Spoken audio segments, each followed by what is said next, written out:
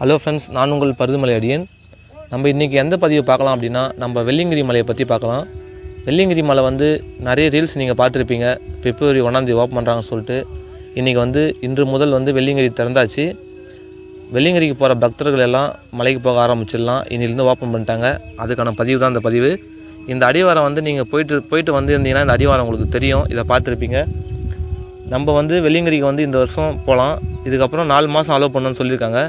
மழை மோடியே வந்துச்சு அப்படின்னா, மழை டைம் வந்துச்சுன்னா வெள்ளியங்கிரி மலை ஏறத்துக்கு அனுமதி ஃபாரஸ்ட் டிபார்ட்மெண்ட்டில் தடுத்துருவாங்க. அது எல்லாருக்குமே தெரியும்.